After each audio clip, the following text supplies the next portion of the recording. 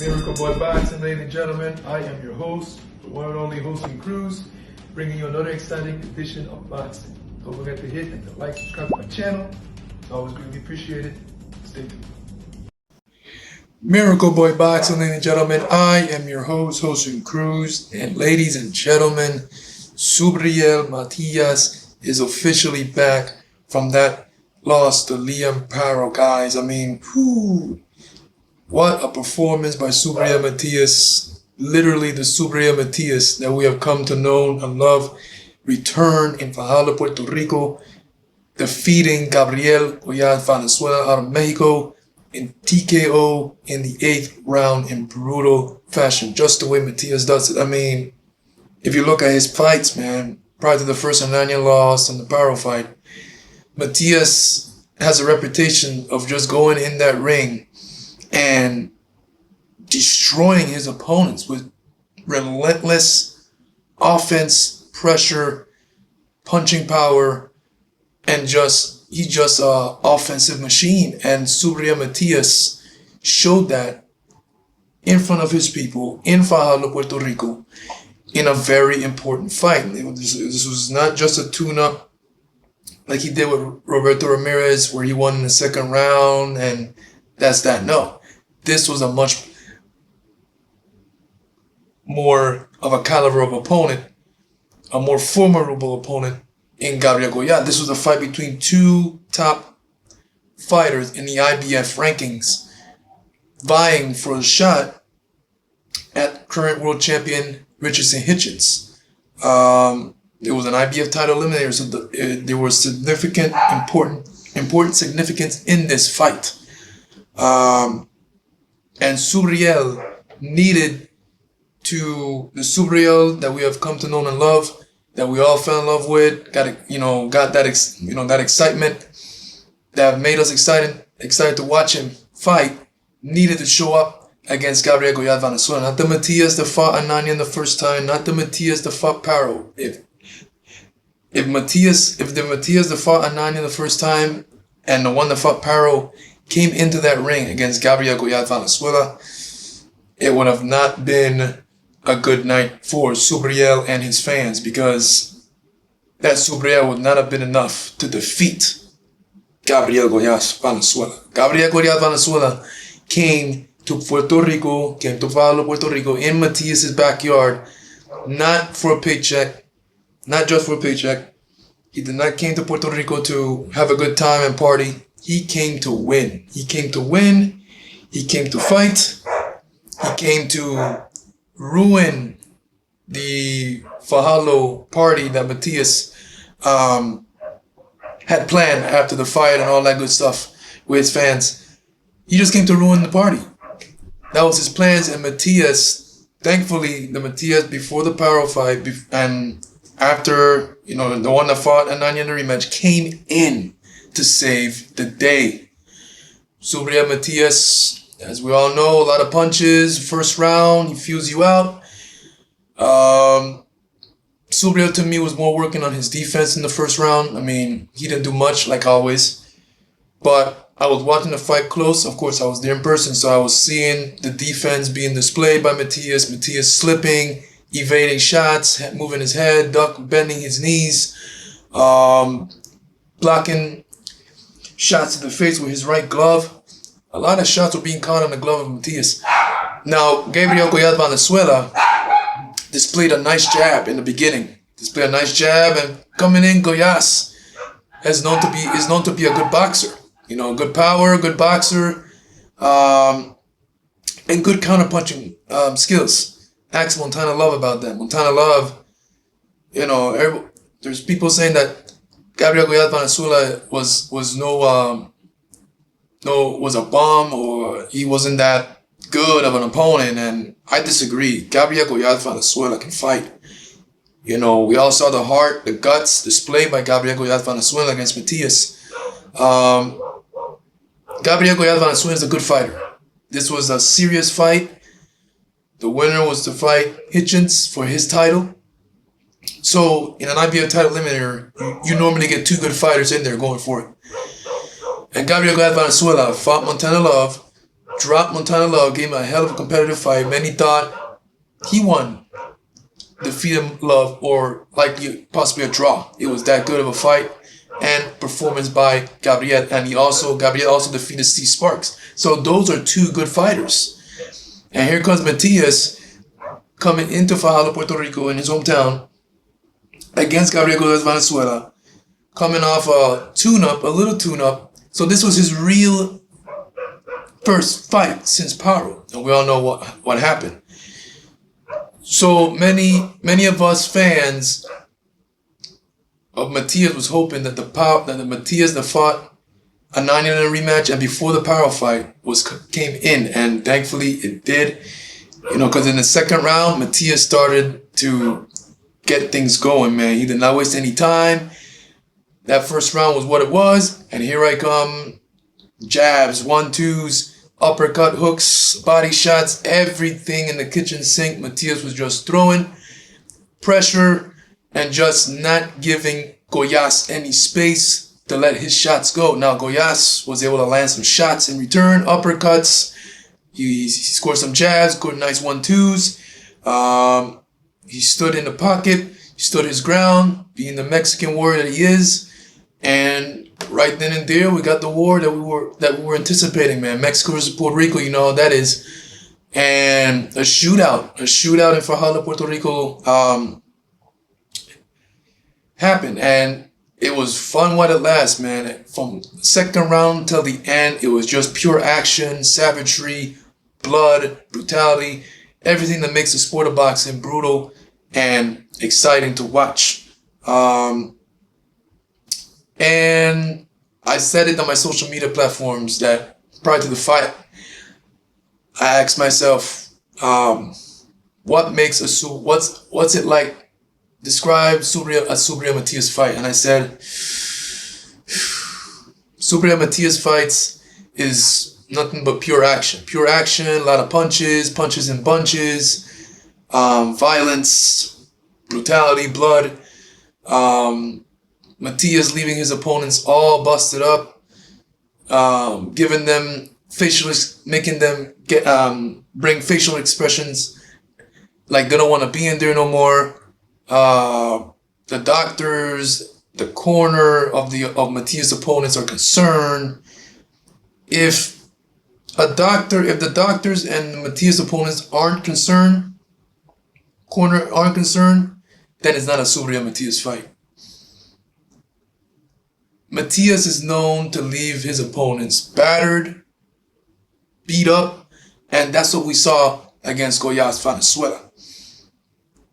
It was a typical Subriel Matias fight, a lot of action, and eventually Matias wearing you down, beating you up, and just making you surrender, man. Surrender, quit, and in the process, sending you in an ambulance, and sending you to the hospital. That's a Subriel Matias fight, and that's what Matias displayed against Gollaz Valenzuela is a perfect example of how dangerous Subriel Matias is. Matias in Fajardo reminded the boxing world how dangerous of a fighter he is and why he's the most avoided fighter at 140 pounds. I mean, you saw the highlights of Salida Promotions, The Zone, when Gollaz Valenzuela took that knee, finally succumbed to the punishment that he took, and the camera got a good look at his face, and it was just like a horror movie. I mean, and the face of Gollaz Valenzuela is a face that we've seen before. Ananya, and even in the first fight, he was all busted up. Of course, in the second fight, busted up. Hawkins swole up, busted up. Jukenbaya busted up. Ponce with some swelling. That's and now Gollaz. Gollaz joins that list of busted up faces. And of course, we all gotta give respects and continue to rest in peace, Dada Chef, who also, he succumbed to the injuries of the fight with Matias, and he showed a lot of heart, as we all know, wanted to keep going. But it just shows you the danger of a fighter of Subriel Matias. I mean, he's back. Subriel Matias is back. The boogeyman is back. The performance that he put in was was typical of his style and how he does things. We didn't see that with Paro. And the rematch, I'm sure, whenever that rematch happens, I'm sure Subriel will perform much better. And in less than 6 rounds, man, he was able to bust up Gabriel. Gabriel took the most punishment he's ever had in his career, and that's the next thing with Subriel Matias' opponents. Anyone to fight Subriel, they end up taking the most punishment they've ever had in their careers. So you gotta give it to Gollaz again, man. There's a lot of heart. It was actually the best fight I've ever seen in person, honestly. In all my time watching boxing, and especially in person, like I said, this is the best fight I've seen. You know, it was Matias at his best against Gollaz at his best, and that's what I wanted. I wanted Gabriel Gollaz Valenzuela at his best to fight Matias, because we don't want anything easy at this point. We want Matias to get challenges. Not only challenges, but to win them impressively. And he did that. Gollaz Valenzuela came in ready, in shape, willing to die in that ring. Literally, if you watch a fight and how much heart he showed, he was in there, man, you're going to have to carry me out in the stretcher. Nope, do not throw in the towel. I'm good. I want to keep going. My eye can fall out. I don't care. Let's do it. And that's the attitude and courage and heart displayed by Gollaz Valenzuela. But the referee was the doctor. The referee was his corner. Gollaz got up and the referee said, you know what? We're out of here. We're done. That's it. And rightfully so. Gollaz took a lot of punishment. I mean, he's going to have to recover months and months and months from that. Those are the type of beatings that end your career. Matias gives the types of beatings like you question, man, will he ever fight again? Because that's just how it is with Matias. Matias is a dangerous fighter, man. He showed it. He showed it in my social media platform. I said, Matias, it's time to remind the world, the boxing world, how dangerous of a fighter you are. And the performance that he put on against Gabriel Gollaz Valenzuela couldn't be any perfect of an example. He displayed the output that we all know about him. 80 punches per round. That was there for sure. The pressure was there. The punching power was there. The awkward tap, tap, tap punching and punches from all angles was there. The relentless was there. Everything about Matias that has made him world champion and dangerous at 140 was there. And couldn't have gone any better. It was just a perfect night for Subriel Matias fans. For a Subriel Matias fan. The entrance, the energy that his hometown fans gave to him. You know, when Matias entered the ring, he enjoyed the audience, the ovation, the energy in there was off the charts. The performance was off the chart. The fight was off the charts. And a message was sent to Hitchins, who is the IBF world champion, who Matias is now the mandatory for. And mandatories, and this is where the interesting part comes now. Let's see if Hitchins will stick around, keep the belt, and go right up Subriel. Take the challenge. Because in the past we've all heard it. He does not want to fight Subriel. As long as Subriel is IBF champion, I will not take the IBF route because of rehydration clause and all that stuff, and the danger that Subriel Matias possesses. But as long as he's not champion, I'm willing to take the IBF route. And look at that, Matias lost the belt. He jumped. Hitchins went after Paro, defeated Paro. He's champion now. Matias won this IBF eliminator mandatory. Now the mandatory. Now let's see what happens. Let's see what kind of let's see what Hitchins does. Let's see if his attitude and his words have his mindset have changed. Like, oh, you know what? I'm gonna fight Matias. How about that? Let's do it. Let's see. But this was what this fight was all about. The winner fight Hitchins. Matias won by TKO. And now the Matias based on what we saw, guys, that we all fall in love with, is now gonna go fight Richardson Hitchins for his IBF title and what should be a pretty good fight. Hitchins is a really good boxer. Nice long reach, nice long jab, excellent 1-2s. And of course, Matias is going to bring an interesting fight to Hitchins because of the pressure, the awkward style. And I've said this many times in my past videos about Subriel Matias. Subriel Matias has a style that is hard to prepare for. I mean, Matias does not range with his punches. He just arm punching all night. And he doesn't even have to hit you hard. He's tapping you, and the punches are making your sweat fly. Your sweat fly.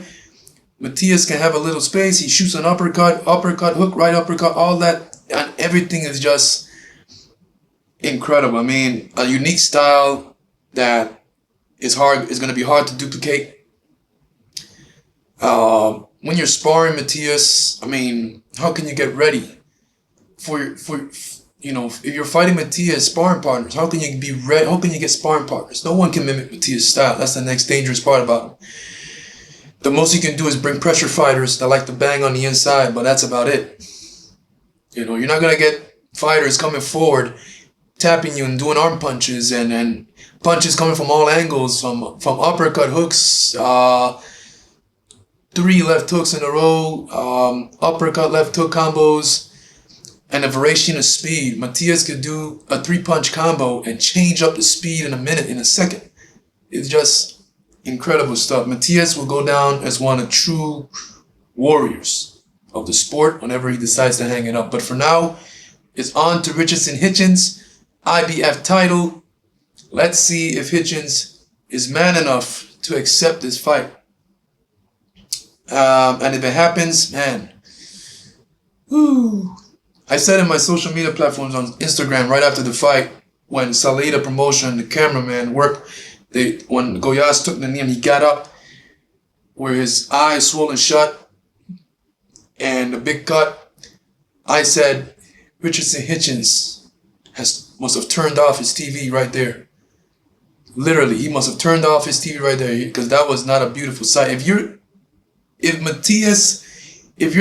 a champion and you're watching a fight between 2 fighters that are fighting for an opportunity to fight you, and you see the end results of what the winner did, like Matias did to Gollaz all busted up, bleeding profusely, needing an ambulance, a lot can go through your mind. I mean, I can imagine what's going through the mind of Hitchins. I mean, he's a fighter, he's a champion, this is what he does for a living, but you're watching now the end result of your opponent.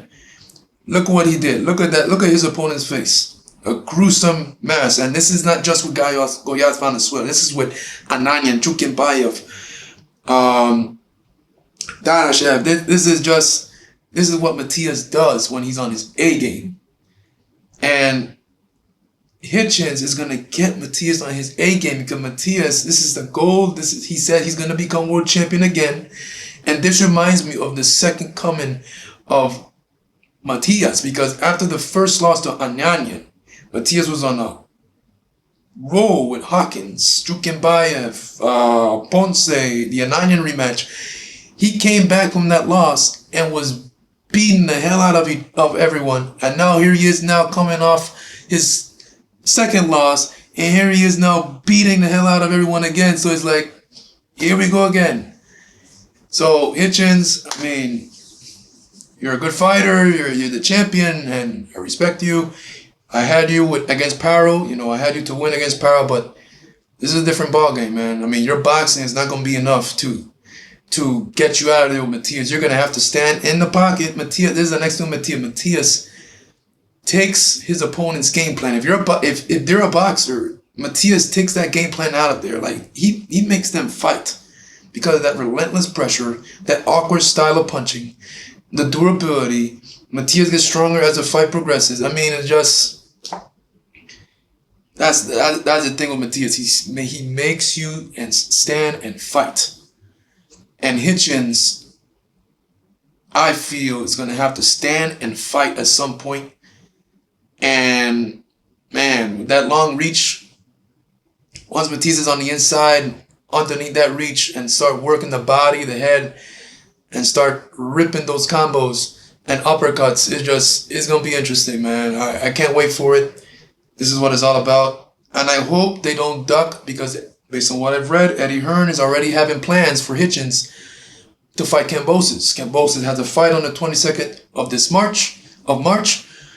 If he wins that, Eddie Hearn is plotting and planning a fight between both those guys. So I'm asking myself, okay, so what happens to the mandatory winner of Matias, Gabriel? Matias won it. Eddie should not even be planning anything with Hitchins against Kambosos. Eddie should be planning the Hitchins versus the winner of Matias Gabriel, and Matias is the winner. That's the plan. That's what mandatory is all about. Because with mandatories, if the champion does not accept the mandatory, the sanction, the organization strips you of your title. So if that's Hitchins' in plans, well, Matias may be fighting for a vacant belt. Who knows? But we all want to see that fight as well, man. We all want to see Matias fight Hitchins. That's the fight to make, and I hope it happens. And I'm usually wearing my Puerto Rico sweatband here, but I had to take it off to put on the new Subriel Matias El Orgullo de Mantenillo, not sweatband, because it's not a sweatband, a warband, if you call it. This is why we're at the fight. And, big supporter of Matias, as you all know, that, many of you know that have followed my channel. I'm a big Subriel Matias supporter. This was my third straight Subriel Matias fight. Like I said, it was one of the best fights it's the best fight I've seen in person so far. Nothing but pure excitement. The fight lived up. And, yep, I'm looking forward to what's next with Subriel Matias. I know, like many of you all as well. And, I had a great time at the fight, man. I met Clarissa Shields. I was able to take a picture with Clarissa Shields. Nicolas Flas, who's one of the best up-and-comers at 154 pounds, contenders, who, in my opinion, will be a future world champion. I even bumped into a couple of fans that, of course, I've never seen it before, but that's how it is, I was like, whoa, okay. They appreciate what I've been doing on my channel so far, the big following, how big of a supporter I am with Subriel. And it was that was an experience to be able to meet fans of my own at the fight. That's an experience that I'll never forget. Of course, as time goes by, it's going to get better, and I'm looking forward to meeting more and more people that follow my channel. So yeah, but all in all, man, it was such a great night of boxing. Subriel, the mission was completed. He was able to perform in front of his people in Fajardo, Puerto Rico, turning a sensational performance in brutal fashion, the way he does it, and now puts himself in line to fight the IBF champion of the world, Richardson Hitchins. Miracle Boy Boxing, ladies and gentlemen. I am your host, Jose Cruz. Don't forget to like and subscribe to my channel. It is always a pleasure. Just sit down right here and talk to you guys about boxing. And I'll see you guys in my next video. Peace.